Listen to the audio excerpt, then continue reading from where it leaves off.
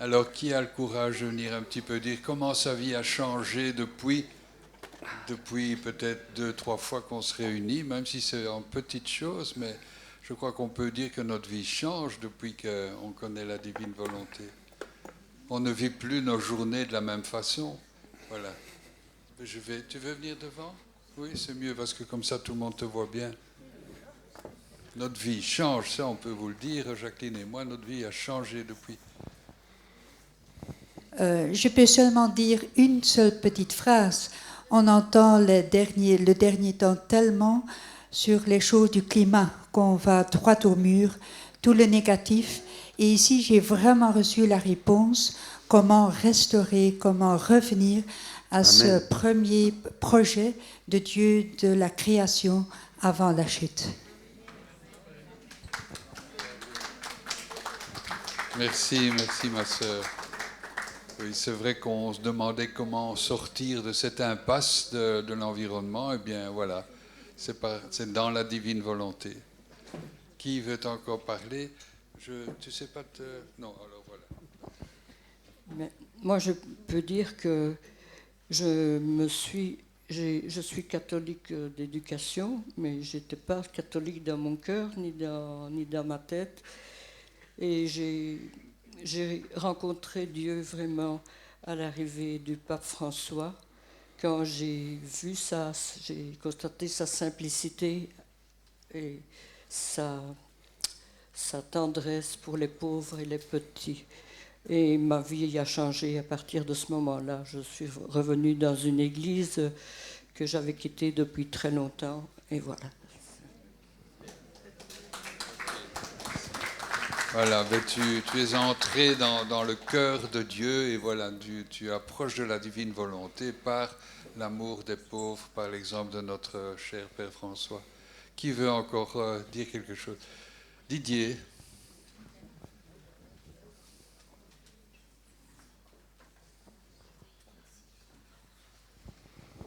Voilà, moi cette nuit, je ne savais pas très bien dormir. Et alors, j'essayais de faire des rondes. Et alors, je cherchais dans mon cerveau. Il n'y avait pas grand-chose qui sortait. Je me dis, oh, j'arrive pas. Et alors, à un moment, j'ai repensé une des phrases. Et je suis néant. Je suis rien, en fait, hein, néant. Et à partir de là, tout est venu. Parce que comme j'étais néant, je pouvais tout prendre. Et ça, on me l'a dit 100 fois, mais c'était pas rentré. Mais avec ce mot néant, je pouvais commencer à dire merci. Alors il y a des océans d'amour qui sont partis bénir mes enfants, toutes les étoiles du ciel qui venaient donner plein d'amour partout. Et ça m'a donné un petit déclic, quoi. Si ça peut vous servir, merci Seigneur. Merci. C'est vrai que ça m'aide beaucoup aussi, ça. Le néant, ça veut dire rien du tout. Donc Seigneur vient habiter ce rien et petit à petit les choses se reconstruisent. C'est vrai que c'est bien de partir de rien. Au suivant, ma sœur, tu sais venir ou c'est trop difficile?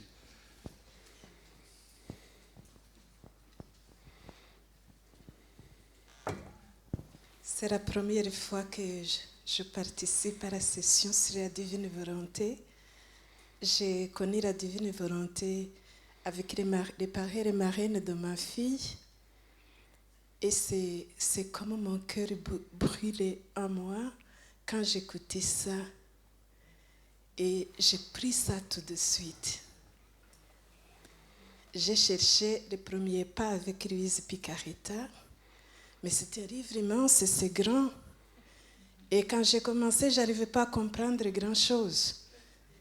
Alors j'ai demandé à Jésus, tu vas prononcer ton Ephata sur mon intelligence et tu vas l'ouvrir de façon que je comprenne ce que je vais lire. Et merveille, ce Ephata a été prononcé. J'ai commencé la lecture sans vraiment m'arrêter. J'ai cherché les documents que je pouvais avoir et pour le moment, c'est à pas de géant que je vais dedans. Autre chose, quand j'ai cherché le livre de la Vierge Mère de la Divine Volonté, j'avais entendu 1, 2 ou 3 fois que c'était vraiment difficile de lire ce livre. Et alors, j'ai commencé les premières pages où la Vierge disait à Louisa, « Seulement les enfants pourront comprendre. » Alors là, j'ai dit, mais non, est-ce que je suis un enfant? Je veux quand même comprendre. Et là, j'ai demandé au Seigneur d'être un enfant, d'aborder le livre du ciel et les autres documents avec un esprit d'enfance. Et là, alors, je me mets en route avec vous, en union de prière. Merci. Je crois que c'est un bon conseil aussi de prier. Avant de lire les livres, moi j'ai commencé après un petit temps, je dis mon Dieu que c'est difficile. Puis j'ai commencé aussi à prier d'abord l'Esprit Saint. Et puis je vous assure qu'il nous aide à bien comprendre, à avancer doucement, petit à petit. Donc c'est un bon conseil. Ma sœur Françoise. Je ne suis pas seulement une auteure, je suis aussi un être humain. Et en fait, moi j'avais un énorme problème jusqu'à hier soir. C'est que j'avais peur d'aller au ciel. Je ne voulais pas y aller. Et je le disais en confession. Parce qu'en fait, dans mon parcours d'église, il y a eu des coups assez douloureux. Et j'avais très peur d'aller au ciel parce qu'il y a des chrétiens. Et je me disais, Jésus va m'accueillir, mais les chrétiens ils vont me rejeter. Oui, j'étais comme ça. Et j'arrivais même pas à dire cette pensée parce que je me disais, mais les gens, ils vont me dire, mais attends, les théologiennes, elles pensent un truc aussi ridicule, idiot. Mais moi, j'avais cette angoisse-là. Et puis, je ne pensais pas du tout même pouvoir venir à la session. J'étais pas au courant des trucs. Mais j'étais à Borin depuis déjà 4 jours pour tout à fait autre chose. Pour des questions sur l'islam, sur l'évangile de Jean, etc. Et j'ai appris qu'il y avait la session sur la divine volonté. J'ai dit, bon, tiens, je vais venir. Et je pouvais venir qu'assez tard. Et puis, soudain, ça m'est venu la lumière pour mon petit problème à moi. Alors, j'ai fait un dessin où il y a moi, j'entre au ciel le jour de la fin de ma vie. Alors, il y a Jésus, c'est pas trop difficile, il m'ouvre les bras, ça c'est facile à imaginer. Et puis, il y a les autres. Alors, il y a les petits-enfants non-nés, ils ouvrent les bras. Il y a l'homme de Cro-Magnon, plein de gens non-chrétiens, ils m'ouvrent les bras.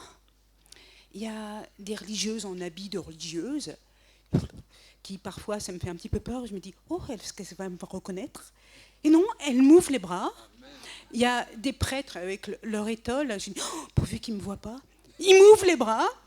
Et en fait, ce que j'ai compris, c'est que tous mes problèmes sur la terre n'existent plus. Parce qu'au ciel, la divine volonté a consumé tout ce qu'il peut y avoir comme malentendu, incompréhension, tension, fausseté, erreur. Toutes les choses parfois difficiles, ça n'existe plus du tout. Du tout. Et maintenant, je suis rassurée sur l'heure de ma mort et sur le paradis. Voilà. Merci. Voilà. Je crois que tu as bien compris, chère Françoise, que Jésus a refait toutes nos vies dans la divine volonté. Et donc tu as saisi cette vie nouvelle qui était là en suspens pour toi. Tu l'as prise. Merci Seigneur. Au suivant. Mais voilà, ça fait des mois que je me réjouissais de ces 2 jours parce que c'est vraiment très, très, très intense. Et voilà, Tipa, que la veille du départ, la sinusite s'installe avec des maux de tête violents. J'avais les jambes qui flageolaient, l'homéopathe n'était pas disponible. Donc, je me dis, voilà, c'est la sagesse. Et une amie dit, voilà, c'est que je dois y renoncer pour les âmes et tout ça. Et j'étais vraiment profondément triste. Et une amie me dit, mais viens prier Rosa Mystica, un chapelet. Mais si c'est trop difficile, eh bien, ne viens pas. Alors, au fait, volonté humaine, j'avais l'appel du lit. Mes volontés divines, je dis Seigneur, je mets dans ta volonté, je ne voyais pas très bien devant moi, mais je fonce vers cet ami. Je prends donc mon chapelet, on prie ensemble pour toutes les âmes, dans l'esprit de la retraite et tout ça. Je sors de là, j'étais dans une forme olympique. Et j'avais plus du tout mal, j'étais vraiment en grande forme, mais il y avait quand même encore quelque chose, c'est-à-dire que mes neveux, donc c'était annoncé, et je me dis, mais comment est-ce que je vais faire vivre la retraite, l'intendance, accueillir mes neveux, là, Seigneur, ça devient compliqué. Et alors, au fait, je téléphone à Richard, en disant, mais écoute, ça va être quand même difficile parce que je ne sais pas tout faire. Et intérieurement, je dis, voilà, Saint Paul dit, n'oubliez pas l'hospitalité, donc je ne peux pas recevoir mes neveux n'importe comment. Et alors, voilà que le bon Richard dit, mais écoute, je viens te chercher, on fait l'aller-retour, donc j'ai pu, grâce à Richard, et à qui je partageais, est-ce que je peux négliger tout ça? Enfin voilà, j'étais encore en train de tout remettre en question. Elle dit, écoute, il dit, c'est le Toto qui ne veut pas que tu vives ces jours merveilleux. Et alors il dit, je viens te chercher, je te reconduis, et comme ça, aller-retour le même jour. Et alors il y avait encore une dernière question, il y avait le travail demain. Et mon chef m'a dit, mais je te donne congé. Donc, je peux encore accueillir un troisième neveu, et voilà. Mais tout dans la divine volonté, offert très pauvrement, mais voilà, j'étais comblée sur tous les plans, et merci beaucoup. Amen. Gloire à toi, Seigneur. Alors, qui d'autre? Il y a une dame qui m'a téléphoné, et j'ai oublié son nom. C'est une dame qui a le cancer, et qui pensait ne pas pouvoir venir avec son cancer et qui est quand même venue. Elle n'est pas là? Non? Bon, alors elle était partie, mais elle est venue. Je ne vois pas qui c'est en fait. Il y a tellement de gens. Mais elle m'a dit au téléphone qu'en fait son cancer était terrible, sa chimio était terrible et son moral était en dessous de tout. Mais elle a quand même, dans cette souffrance, lu. Elle a continué à lire les livres de Luisa Picaretta. Et petit à petit, elle a pu vivre son cancer d'une toute autre façon. Elle a pu vivre son cancer avec le Christ en croix. Et elle était heureuse de venir. Je suis désolée, j'aurais dû lui parler avant. Mais voilà, je vous raconte un peu son histoire, à quel point ces livres sont importants pour notre vie. Ça nous transforme. Et que si on ne lit pas, on restera avec notre cancer, parce que notre cancer n'est pas forcément un cancer à métastase, mais à toute forme de cancer, aussi bien moral que voilà. Et donc ces livres sont des livres de vie. C'est vraiment la vie du Christ. Je vous conseille de lire. Lisez, parce que la plupart des gens que je rencontre qui viennent ici n'ont presque rien lu. C'est la 3e fois que le Père Dominique vient, et il me semble, je ne veux pas vous gronder, mais que vous n'avez pas beaucoup avancé dans la lecture, dans la généralité. Certains oui, mais pas beaucoup. Il faut lire. Voilà, c'est mon témoignage.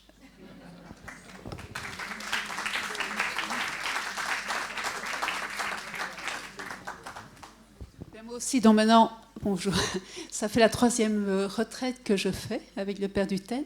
Et déjà, la première m'avait profondément marquée. Et alors, justement, en lisant, ne fût-ce que le petit fascicule, là, je ne sais pas comment vous l'appelez, tous les matins, c'est dès mon réveil, avant même de me lever, comme disait le prêtre ce matin, que je remets vraiment tout dans les mains du Seigneur, dans la divine volonté. Et je remarque que c'est vraiment tous les actes que je suis appelée à vivre, que ce soit, je prends beaucoup de temps à l'adoration, et bien tous ces moments d'adoration, je les vis dans la divine volonté. Dire le chapelet, dire la louange, à chaque fois, c'est toujours dans la divine volonté. Et je sens une intimité toujours plus grande avec le Seigneur. Ça devient vraiment extraordinaire de me sentir toujours plus proche, de sentir, et puis une confiance toujours plus grande, parce que c'est avec toi dans ta volonté. Donc automatiquement, Jésus est là avec moi et il partage tout. Et c'est aussi, quand je fais ma cuisine, quand je fais mon repassage, etc. Et je sens que c'est toute une autre vie qui passe et qui vit avec moi et en moi. Et quand on le lit aussi, la divine volonté, c'est la vie divine qui coule en moi, qui œuvre en moi et à travers moi. Et aussi, quand Madame parlait du livre de Marie, c'est un livre qui, au début, j'avais eu un appel de Marie, et puis juste avant le samedi de la fête de l'Immaculée, j'avais reçu ce livre de Marie. Il était arrivé, et j'ai commencé ce livre. Et moi qui n'étais pas du tout ouverte à Marie, je dois dire que je n'avais absolument pas de relation avec Marie, j'ai commencé à lire ce livre que j'ai trouvé absolument formidable parce qu'il me guidait vraiment. Et puis j'ai été ramenée, ça fait maintenant la 5e fois que je relis ce livre, et je suis chaque fois plongée à aller dans une intimité toujours plus grande avec Marie et de découvrir et comprendre combien elle est bien là pour me guider justement pour pouvoir vivre pleinement dans la divine volonté. Et je vous conseille vraiment de lire ce livre et de l'approfondir et de le relire comme les 24 heures de la Passion, où en relisant chaque fois, on entre dans une intimité toujours plus grande avec le Seigneur et on découvre petit à petit l'amour véritable, cet amour dont j'ai toujours eu tellement soif, l'amour véritable, la vérité. Pour moi, c'est toute une ouverture et elle m'entraîne à vraiment prier toujours, à tout moment, au nom de tous et pour tous, alors que dans le temps, c'était Marianne. Merci. C'est vrai que je crois que l'importance de Marie est très grande. Ce matin à la messe, j'ai été frappé par le cœur d'or de Marie. Ça m'a vraiment flashé.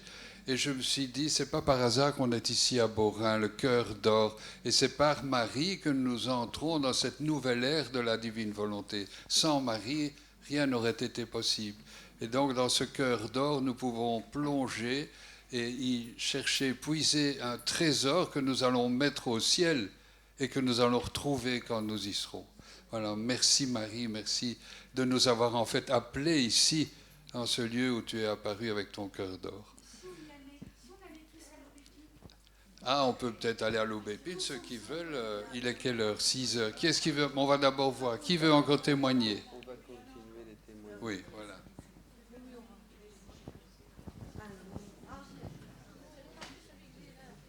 Bonjour à tous, je m'appelle Richard. Je vais vous partager un témoignage, mais pour ce témoignage, il faut que je vous raconte une petite histoire qui dure 5 minutes.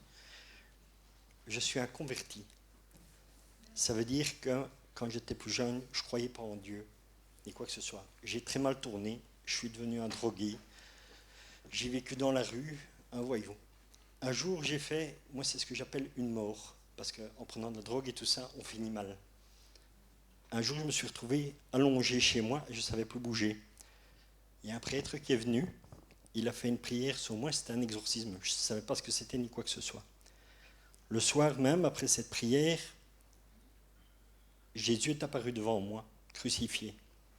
Il m'a regardé, et puis il a regardé au ciel, il a dit « Père, pardonne-lui, parce qu'il ne sait pas ce qu'il fait. » Puis, il m'a regardé une deuxième fois, et puis il regardait vers le ciel de nouveau, il dit « Père, pardonne-le, parce qu'il ne sait pas ce qu'il fait. » Quand elle a dit la deuxième fois cette phrase-là, mon âme est sortie de mon corps et j'ai été crucifié avec Jésus à la croix. Je suis parti au ciel et quand je suis arrivé dans l'univers, il y a comme une enveloppe blanche qui est arrivée, elle s'est ouverte et mon âme est entrée dans cette enveloppe, comme on dit, que moi je dis. Et quand je suis rentré, mon âme est rentrée en communion et en amour avec Dieu. Mais Dieu est infini. En fait, c'était une couleur or et mon âme a fusionné dedans. Et là, j'ai ressenti un amour incroyable. Plus de douleur, plus de haine, plus de rancœur, plus rien. Et j'ai dit, oh, c'est merveilleux, Seigneur, je ne pars plus d'ici, je veux rester ici. Je sentais ce qu'était l'amour et tout. Et il m'a dit, non, ton temps n'est pas revenu, tu dois retourner, mais tu vas être élevé une marche au-dessus des autres. J'ai dit, non, je reste ici, je ne veux plus retourner. Il dit, non, tu redescends, boum, et je suis revenu. Mais je ne suis plus revenu comme avant. J'ai continué une vie, j'ai cherché le Seigneur un peu partout, et je ne sais pas ce que je devais faire. Ça fait 24 ans que je cherche ce que je dois faire. Donc, j'ai organisé des rencontres, comme avec le Père Duthène, j'ai organisé des retraites pour les personnes et tout ça, parce que bon, j'ai quand même eu un chemin spirituel assez particulier et beaucoup d'aide du ciel. J'ai lu Padre Pio, le curé d'Ars, comme tout le monde, enfin, tout ce qui était très mystique en fait. Et on me parlait souvent de Luisa Picaretta. J'ai dit, mais qu'est-ce qui vient avec Luisa Picaretta? Ça ne m'intéresse pas, c'est pas assez intéressant. Et plusieurs gens, au cours des années, me présentent Luisa Picaretta et je refuse toujours. Un jour, un ami en France m'a envoyé une vidéo, Père Dominique Duthène, je ne connaissais pas rien du tout. Hop, dès qu'il parle, Luisa Picaretta. J'ai dit, c'est pas possible quand même. Encore elle. La grâce que j'ai, c'est que je sens quand une personne est touchée par l'amour de Dieu, parce que je le ressens en moi. Et quand j'ai entendu le Père Duthène qui prêchait et qui parlait, je sentais qu'il était vraiment touché par l'amour de Dieu et qu'il y avait quelque chose de particulier. J'ai dit, ça me casse tellement la tête, je veux savoir. Je vais prendre les livres de Luisa Picaretta et je vais lire pour savoir. J'ai commandé tous les volumes qui existaient en français. En un mois de temps, j'ai lu les 10 premiers volumes. Et je ne parvenais plus à sortir de là. Au final, je dis, je voudrais bien rencontrer le Père Dominique Duthène pour écouter ce qui va, pour approfondir la chose sur Luisa Picaretta. Malheureusement, quand il venait ici en Belgique, c'est toujours le lundi, mardi. Moi, je travaille toute la semaine et j'ai congé que le week-end. Je dis, mais il faudrait qu'il vienne un week-end, mais lui, c'est pas possible. Je dis, Seigneur, je dis, qu'est-ce que je dois faire? Hop, comme on dit par hasard, grâce à Dieu, je suis dans mes jours de congé annuels et j'ai appris que le Père Duthène venait ici. Donc, j'ai dit, voilà, hop, il faut que je vienne ici. Je ne sais pas pourquoi, mais je le sentais que je devais venir ici. Donc, j'assiste à tout. Ce matin, quand il faisait la prière, comme ça, que c'est parti, j'ai reçu la grâce d'avoir de nouveau une vision. Et cette vision était, je voyais une colombe. Et cette colombe dit, je suis le nouvel Esprit Saint. En fait, ce n'est pas que ça a changé. Ce qu'il y a, c'est que c'est l'Esprit Saint dans la divine volonté. Cet Esprit Saint était une colombe. Cette colombe, quand elle levait les ailes, elle était blanche. J'étais sur elle et on volait. Elle abaisse les ailes dans son vol, elle devient or. Elle relève, elle redevient blanche. Elle était couronnée avec la couronne que la Vierge Marie est là à Fatima. On vole ensemble et elle me dit, regarde, je te montre ce qu'est la vie dans la divine volonté. Et je voyais tout ce qui était au ciel, je le voyais sur la terre. Je voyais que tout devenait vivant. En fait, ce qu'il faut savoir, c'est qu'au ciel, vous avez des paysages merveilleux, de l'eau, des cascades, des montagnes, des vallées et tout. Et tout ce qui est au ciel, en fait, est lumineux et vivant. Vous voyez les feuilles là, en réalité, elles vivent. Mais ici, sur la terre, on ne le voit pas. Mais au ciel, on le voit parce que tout est vivant, tout fait partie. On fait partie intégrante de toute la création.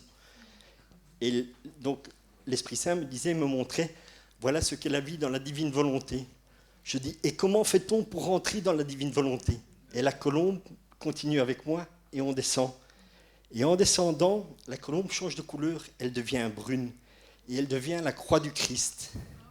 Autour de la croix du Christ, il y a tout des flammes, mais pas des flammes du feu, ce sont des flammes, mais c'est le feu divin. Donc toutes ces flammes étaient couleur or. Et la colombe donc descend, elle devient brune, toutes les flammes sont couleur or et c'est la croix du Christ. Et qu'est-ce qui se passe? Quand elle sort de là, Jésus est crucifié sur la croix. Par où est-ce qu'on rentre dans la divine volonté? Par Jésus crucifié. Voilà. Alléluia. Merci. Attends. Voilà, je demande à Richard de se tourner, montrer son dos. Voilà comment Saint Michel Archange a vaincu le démon et comme il est entré maintenant dans la divine volonté. Alléluia. Merci pour ce beau témoignage, Richard.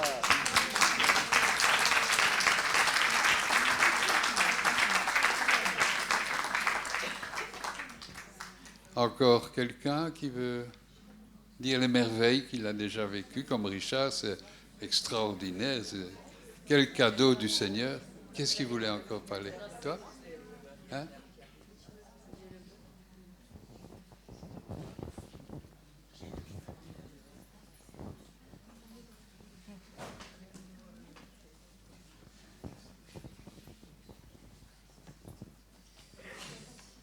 pas avoir aussi facile que Richard a parlé. Mais enfin, c'est aussi une vision que j'ai reçue pendant la prière du matin. Alors, c'est difficile de faire parler une photo, parce que ça s'est vécu. Donc, quand on n'a plus qu'une photo avec les mots, ça ne donne pas le parfum de ce qui est.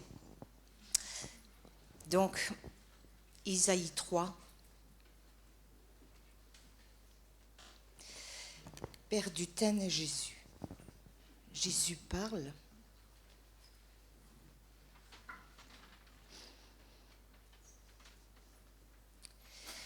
Il y a, c'est comme une ruche d'abeilles.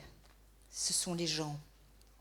Des gens. On est dans une terre sèche, aride. Jésus parle. Et c'est comme des abeilles attirées à une ruche. Il y a même le bourdonnement, la gloire au Père. Les gens chantent, c'est rendre gloire. Et c'était vraiment comme une ruche. Avec la saveur du miel divin. Voilà. C'est aussi la vision du matin. Merci. Mais ton prénom, c'est comment? Anne-Marie. Merci Anne-Marie, parce que la gloire de Dieu se manifestait en toi ce matin. Amen. Qui veut encore? Il n'y avait pas quelqu'un par là? Ah oui, ben viens ici. Quelle heure est-il? 6h05. Ça va? Ça va? Encore un ou deux témoignages, et puis alors on ne va pas vous retenir trop longtemps. Vas-y, ma Merci. C'était moi, mais après Richard, je ne sais pas si j'aurai quelque chose à partager. J'ai quand même deux petites choses à partager. Dès que j'ai lu, j'ai appris, j'ai lu un peu de livres, le livre du ciel, tome 11, et un peu d'autres livres sur la divine volonté. J'étais très attirée. Pourquoi? J'ai appris deux choses déjà, et c'est cela que je vais témoigner. J'ai appris à dire à Jésus, je t'aime. Moi, je ne pouvais pas dire à Jésus, je t'aime. Je me sentais très indigne de prononcer ce mot immense. J'ai grandi dans une spiritualité où on apprenait à faire des actes d'amour pour Jésus. Mais je sentais que Jésus nous aimait, je sentais que Dieu est amour, que Dieu nous aime immensément. C'est comme ça que j'ai grandi. Mais je n'osais jamais dire « Jésus, je t'aime ». Mais c'est donc dans la divine volonté que j'ai appris à exprimer mon amour à Jésus par aussi des mots, surtout dans la prière d'adoration. Ça, c'est une chose. Deuxième petite chose que je vais partager, c'est par rapport à la réparation à Jésus. Moi, je comprenais la réparation à travers la souffrance. La souffrance physique ou morale que chacun d'entre nous endure. Et je l'ai expérimenté moi-même. Je ne vais pas m'y attarder, mais je sais comment je le vis. Mais dans la divine volonté, j'ai compris qu'on peut réparer aussi par d'autres actes, d'autres actions, d'autres situations, non pas seulement la souffrance. Sinon, d'autres personnes qui ne souffrent pas peuvent aussi réparer la souffrance infligée à Jésus. Ça, je l'ai compris dans la divine volonté. Et chaque fois que je faisais un acte de réparation, je me disais, bon, ok, d'accord, Jésus, je répare cette souffrance. causés par peut-être des péchés X, Y, mais ce n'est pas tout. Tu restes souffrant parce que je répare très peu. Mais alors, dans la divine volonté, j'ai appris qu'on peut réparer pour tous les péchés depuis que le monde a commencé jusqu'à l'infini. Voilà, c'est cela que je voulais partager ici.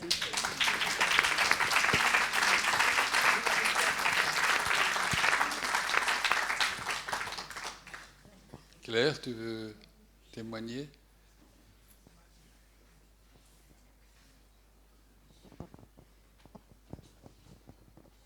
Claire est l'épouse de Gérard qui est venue à la première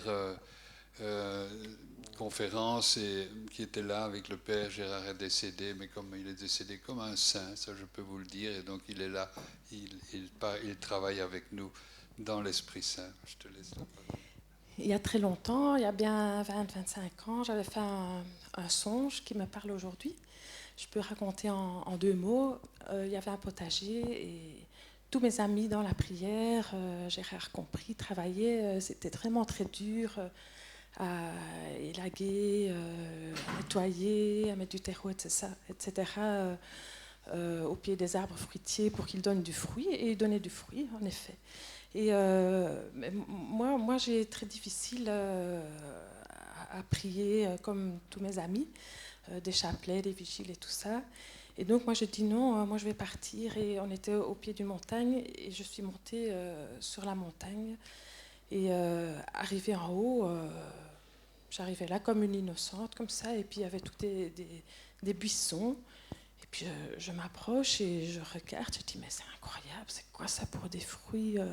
Ils étaient tellement plus beaux, tellement plus attirants, appétissants, enfin, c'est extraordinaire, et comme ça, surtout ces buissons, c'est incroyable et tout, et il faut que je montre ça là en bas, c'est incroyable. Et donc je cueille un fruit et je fonce jusqu'en bas, et je ne sais pas ce que je fais, je tombe et tout ça, et le fruit s'est envolé. Et puis je dis, mais vous savez quoi, vous travaillez comme ça, mais venez avec moi, venez voir là-haut tout ce qui se passe, tout ce qu'il y a comme fruits.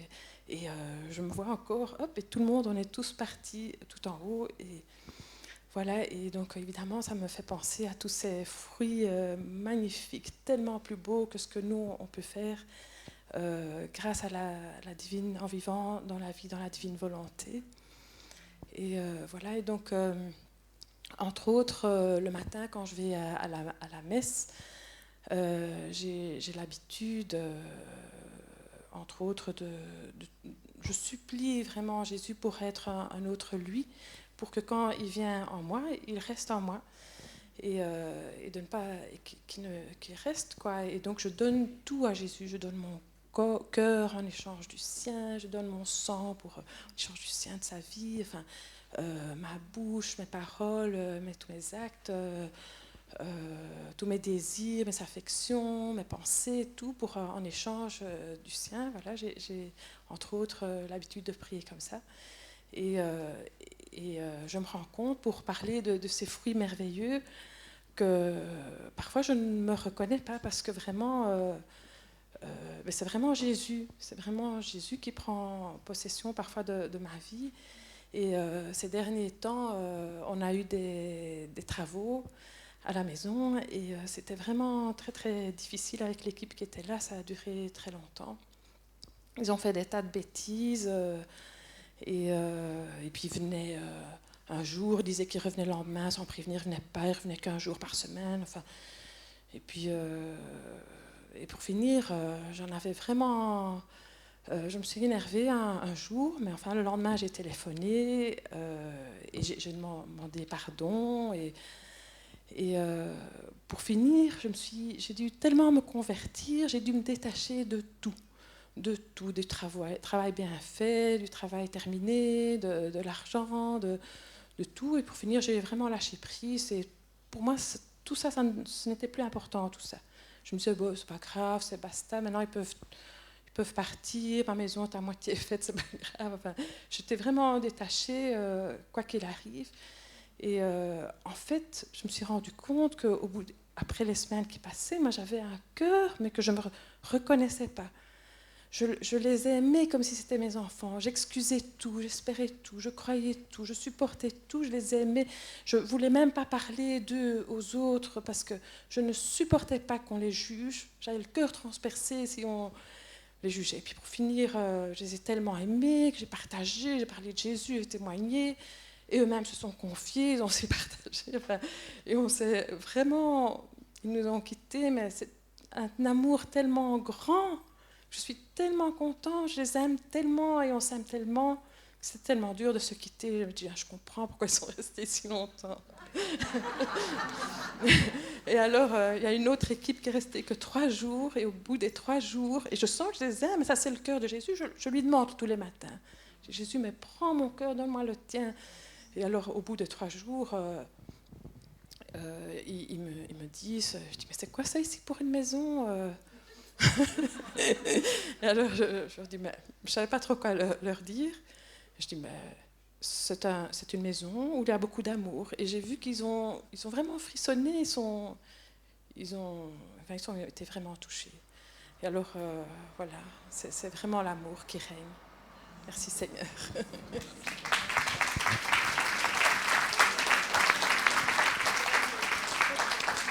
Oui, et je peux vous dire qu'il y a une pluie de grâce et des fruits merveilleux comme ceux que tu as vus dans le haut de la montagne. C'était prophétique, hein, Claire. Ben, l'Esprit Saint envoie une pluie de grâce sur la maisonnée des Buissonnets. Hein, on voit des choses merveilleuses qui s'y passent. Et donc, cet abandon que tu as est vraiment un signe de la présence de l'Esprit Saint. C'est vraiment merveilleux, cette maisonnée. Il y a encore quelqu'un qui veut dire quelque chose. Je crois qu'on s'approche tout doucement du temps de la fin. Je ne sais pas si... Allez, encore un thème. Ah, viens alors, Janine. C'est la dernière, hein, c'est parce qu'on va tout doucement faire nos valises. Je ne voudrais pas retarder le départ de ceux qui habitent loin. Ce n'est pas trop élevé. Je suis néerlandophone et donc j'ai entendu de la divine volonté il y a 15 ans. Et j'ai participé à quelques rassemblements. Et ça ne m'a pas parlé du tout. J'avais même beaucoup de résistance. Et donc, j'ai arrêté. Et donc, pour moi, j'ai même acheté des traductions de la Divine Volonté. Ils sont toujours chez moi, mais je ne les ai plus regardés. Et donc, à chaque fois que j'entendais la Divine Volonté, toujours les réticences, je ne voulais pas rentrer dedans. Mais il y a juste un an, j'ai par Internet, donc j'ai vu une homélie du Père Dutin sur la croix glorieuse. Et j'étais émerveillée. Je me suis dit, c'est quel prêtre, c'est quand même, enfin, un curé de la sorte que je ne connais pas. Et donc, je suis allée chercher, et donc, je suis tombée sur un enseignement sur la divine volonté, et j'étais vraiment émerveillée. Mais je pensais, ah oui, c'est pour les Français, c'est pour les francophones, c'est toujours la même chose. Je pense 2 mois après, j'étais quelque part, et Jacqueline, que je connais depuis des années, elle était là, elle était derrière moi. Et je lui entends dire, le père Dutin, je dis, ah, est-ce que tu le connais? Oui, il va venir en Belgique. Ah oui, comme ça. Enfin, voilà. Donc, j'étais là au mois d'avril. Mais à ce moment-là, je ne sais pas pourquoi, mais ça n'a pas... Enfin, j'étais beaucoup touchée, mais je n'ai pas pris des livres. D'ailleurs, je n'avais pas des papiers, je n'avais rien à emporter chez moi. Mais je dois vous dire que, enfin, il y a quelque chose qui est entré maintenant. Et moi, je suis émerveillée. Et donc, surtout avec les rondes, je me souviens de cette parole il y a 15 ans. Et donc, j'avais des réticences par rapport aux rondes. Et maintenant, je suis émerveillée. Et donc,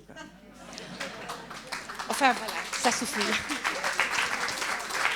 Je veux bien commencer à lire, et maintenant, donc, j'ai pris des choses, je veux bien commencer, mais quand même, j'ai un peu peur qu'une fois que j'ai commencé, on ne veut plus arrêter.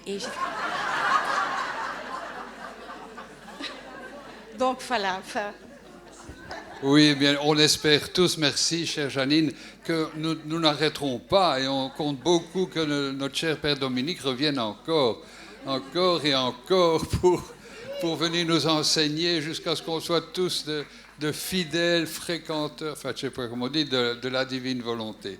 On espère beaucoup. En tout cas, cher Père Dominique, on vous remercie de tout cœur de nous avoir comblés de ce trésor que nous puisons maintenant dans ce qui est en suspens, mais qui n'est plus en suspens pour nous, et que nous avons placé au ciel, que nous allons retrouver dans un accomplissement merveilleux. Donc on ne peut pas demander plus. Comme vous disiez tout à l'heure, il n'y a pas plus. On est comblés et on vous remercie. Vous êtes venus ici, c'est parce que la Sainte Vierge, l'Esprit Saint vous ont appelé à venir ici. Et donc on a commencé à recevoir ce trésor et on continuera. Voilà, merci beaucoup à vous tous. Alors, pour les chants, oui, merci Elisabeth, bien sûr, parce que c'est ça. Quand même. Ça va de soi, hein, oui, ça c'est clair. On est enchantés, Elisabeth, parce que tu nous accompagnes tous les matins. Je crois que une des premières choses qu'on fait, c'est d'allumer notre poste et d'entendre les CD pour commencer à entrer dans la divine volonté. Avec toi, c'est merveilleux. On est en communion tous ensemble. Voilà. Alors, un petit détail. Non, juste je dis au revoir à ceux qui s'en vont. Voilà. Et puis je dis merci à tous. Vous êtes super. Ça fait tellement de plaisir de voir des frères et sœurs qui s'ouvrent à ce don de Dieu. Merci, que Dieu vous bénisse. On reste en prière, on reste en contact.